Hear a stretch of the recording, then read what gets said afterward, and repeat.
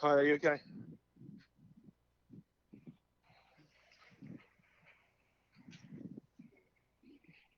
Yeah.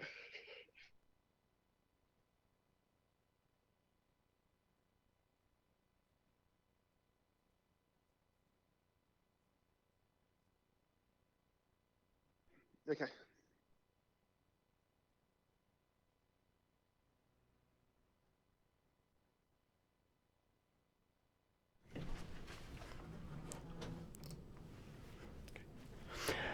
Good afternoon and welcome to your Solent Sports News Bulletin. I'm Rob Lomas. Southampton will play at home for the first time since their crushing defeat 2 weeks ago. Saints were on the end of a 9-0 thrashing from Leicester at St Mary's, the biggest home loss in league history. They face Everton tomorrow in front of their own fans for the first time since the embarrassment. Oh yeah, I think we spoke about the last two games against a very strong side, and we tried in our way to get something there. 70 minutes we were on a winning track, but finally it wasn't enough. Saints boss Ralph Hasenhüttl there. His Everton counterpart Marco Silva is hopeful that Andre Gomez will feature again this season. The 26-year-old suffered a fractured dislocation to his right ankle in Sunday's draw with Spurs at Goodison Park. While Silva is hopeful, he is not yet given a timescale for a return. All of us, we saw that moment, and he's really serious injured and looks really serious. Of course, after the surgery and after all the exams they did, everything went really well, and we hope we can see again Andre playing this season. Of course, it's not something we're 100% sure, but we have the good possibilities to do that. Local side Eastleigh will hope to keep their FA Cup dreams alive tomorrow. The Spitfires travel to Stourbridge for the first round of the historic competition. The National League side beat Welling United in the final qualifying round 2 weeks ago. I'm joined on the line now by Tom Coffey, director at Eastleigh Football Club. Tom, thanks for joining us. And what would a win this weekend in the FA Cup mean to the club behind the scenes? I think it has a boost on and off the pitch. Everyone's well aware of the sort of financial implications it has progressing through the FA Cup. It'd be a significant windfall for us, and it's something we haven't achieved for a couple of seasons now. So everyone off the pitch is fingers crossed that we do progress, and I'm sure on the pitch it'd be a boost for the squad to keep our momentum going. And how much could a win expand the brand of Eastleigh Football Club nationally as well as locally? I think since when we got to the third round a few seasons ago and we faced Bolton, we've seen our sort of exposure grow since then, and we've continued to grow. And obviously not progressing in the recent seasons has affected us, so it's something that we would welcome to keep growing us as a brand. It looks as if the squad is in good spirits as well. Do you think that the lads can make it far in this year's competition? Yeah, we're coming off the back of a excellent result last week, 4-2 against Harrogate with many injuries, and luckily we had quite a few of those come back and they'll be involved within the matchday squad tomorrow. So everything's sort of pinned on us progressing through and either getting that big tie against either a League 2 or League 1 side in the second round, if not progressing through that and into the third round where we can get that sort of dream tie against the Premier League squad. And finally, the club took on Sam Smart from Basingstoke Town on a free transfer during the summer break. How much of an impact has he made to the team?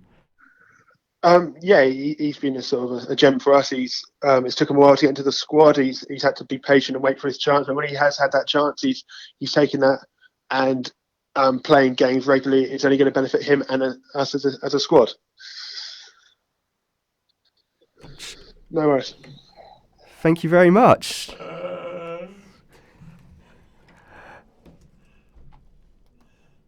Following Celtic's 2-1 victory over Lazio on Thursday night, a third fan of the Scottish champions has been stabbed in Rome.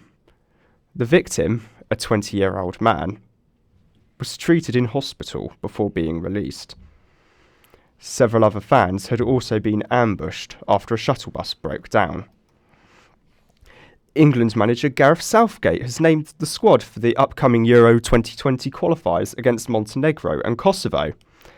Yet again, Southgate has not found space for any Southampton players since naming the Nations League squad in May, which featured Saints duo James Ward-Prowse and Nathan Redmond, Michael Keane has also been left out, with John Stones being recalled in his place. Southgate believes that this will benefit Keane in the future. Well, I think Michael's had a couple of difficult games with us, and I felt that this is a good moment for him to get a break from it. He'll have a couple of weeks to recharge. Stoke City have announced Michael O'Neill as their new manager. O'Neill is taking over at the Bet365 Stadium, but will manage Northern Ireland for their 2 final qualifiers and any playoff in March. The 50-year-old succeeds Nathan Jones, who was sacked on November the 1st. The O2 Arena will play host to a week-long tennis tournament beginning this Sunday. The ATP Finals will be held in the London attraction, with the 8 best singles players competing against each other. It will be the 50th edition of the tournament, which signals the end to this year's ATP season. England produced a record-breaking performance against New Zealand in the 4th T20 match in the series. David Malan became only the 4th England batsman to score a century, as they won by 76 runs in Napier. It only took him 51 balls to score 103 runs, and he seemed to have enjoyed it down on the pitch. It's not very often you have days like that in your career where, every time you have a hack at one, it lands safe or it actually goes for 6, especially short boundaries. I can't describe how much fun it was out there. Australia have won by 10 wickets in their international T20 clash with Pakistan. After 11.5 overs, Australia achieved victory with a total of 109 without loss, beating the 106 runs set by Pakistan. Tiger Woods has named himself as one of the 4 wildcards in the President's Cup. He is just the second ever playing captain in the event, where a US team takes on an international team. The competition takes place between the 9th and 15th of December in Melbourne. Entertainment and sport worlds will collide this weekend. British YouTube star KSI takes on American Logan Paul in a bid to be crowned king of the internet. The two have turned professional since their last bout in 2018, which ended in a majority draw. The fight takes place in Los Angeles in the early hours of Sunday morning and is expected to generate millions of pounds in pay-per-view.